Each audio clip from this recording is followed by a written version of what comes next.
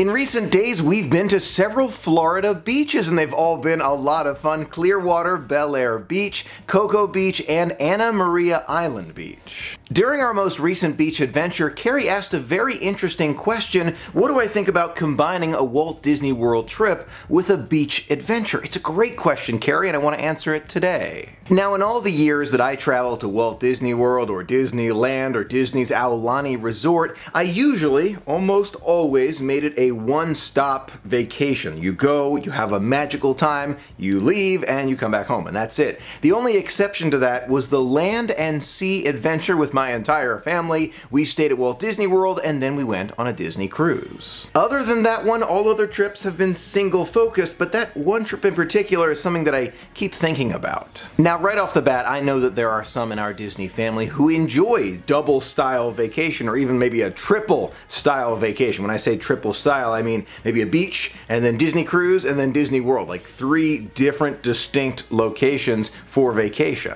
And just to note, that would be in one big trip. So the entire trip, like you flew somewhere and then like it was non-stop vacation until you went back home. 3 different destinations, just as an example. Some friends enjoy a land and sea adventure, some friends may enjoy Universal and Disney together, and there are some friends, of course, who do a beach and parks adventure. Of course, there are an infinite number of other combinations besides those, no doubt about it, condos and shopping malls, and it can go on and on, but you get the idea. In today's video, I'm going to share a few of my deeper thoughts about this concept of a split vacation, and the very first thought that comes to my mind is luggage transportation. To me, packing and unpacking is one of the least fun things to do on vacation. That's me, maybe you love it, maybe it's your favorite thing to do, and that's okay. But for me personally, the unpacking is more fun than the packing up. Packing up, I'm just like, no, I don't want to do this. Just throw stuff in there, I don't even care, we'll deal with it when I get back home.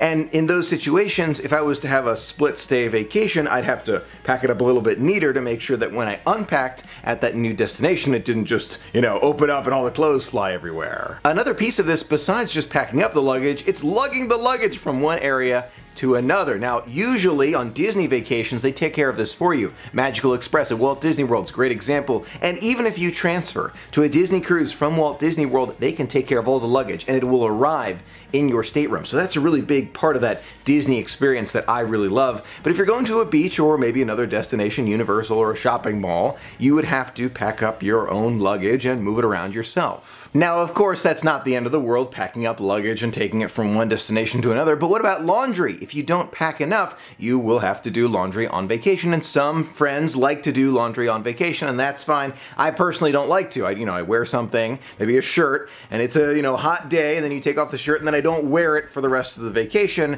and I do the laundry at home. There are different strategies to have vacation in that regard, but that's another piece of the puzzle to consider when you're having these split stay vacations. Either you're packing more or you're doing laundry. Now, if you're going to 2 land destinations, this doesn't really matter because you can go from the beach rental, for example, have plenty of luggage with lots of different clothing, and then go to Walt Disney World, same situation, plenty of luggage, lots of different clothing. But what if you're going from Walt Disney World to the Disney Cruise Line? There's far less room inside those Disney staterooms, and on all cruise ships, by the way.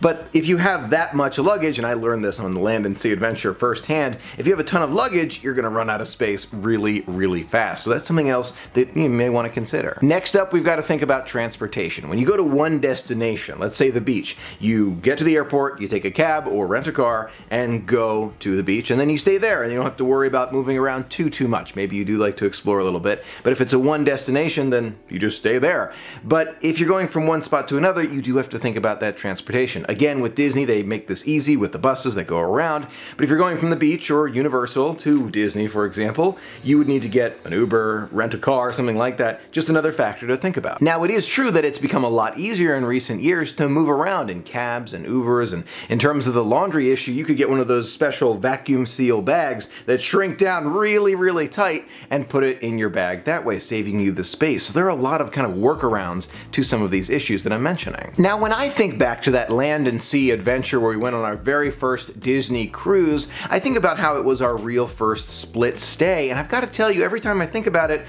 I have really fond memories. Somehow for me, going from one destination to another didn't really bother me as much, simply because it was something brand new. The brand newness of it really took my mind off of moving away from Walt Disney World into the Disney Cruise Line, and the flawless transportation made it that much easier. There is definitely something to be said for that transportation from Disney destination to Disney destination.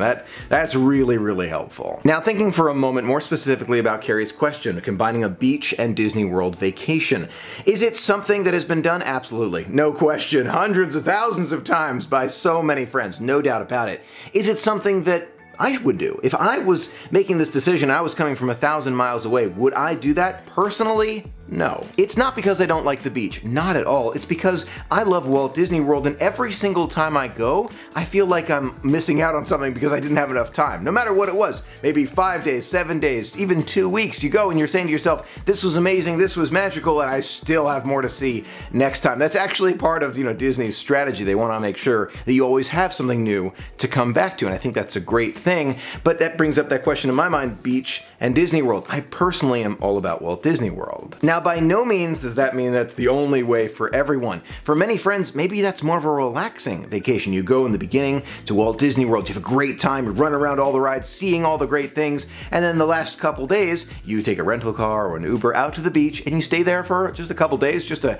kind of unwind, relax, remember those great times at Disney, and then fly home.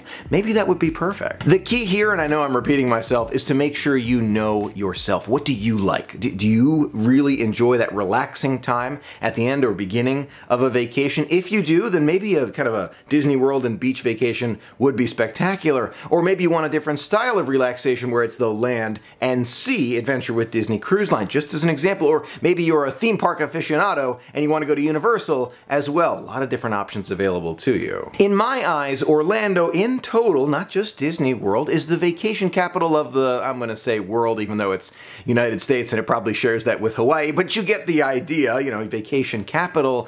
And there are so many things to see and experience. To try and, pick your favorites, that's tough to do. That is a very, very personal decision. Is it possible? Is it feasible? Can you do it relatively easily? Yes, you can. No question about it. You just have to think about what you want. In conclusion, my thoughts: if it's your very first time at Walt Disney World, I recommend you stay at Walt Disney World and experience as much as possible. If it's your maybe 5th or 10th time at Walt Disney World and you want to reach out, you want to try different things, I personally recommend the land and sea adventure with the Disney Cruise Line. That's my recommendation. Is the beach magical too? Absolutely. I loved it. So good. All three of them. All three that we've experienced so far, really, really good. So you got great options all around, and beyond that, shopping centers and more. There is so much to see and experience. In the end, I think information is king. You can look around, you can say, oh, I like that Michael went to this beach, that looks fun, we should go there. Use that information, use those experiences that we share in together to decide your next adventure. Those are a few of my thoughts about split stays for vacation. Let me know yours in the comments below. Is it always a split stay for you and your family, or have you never done one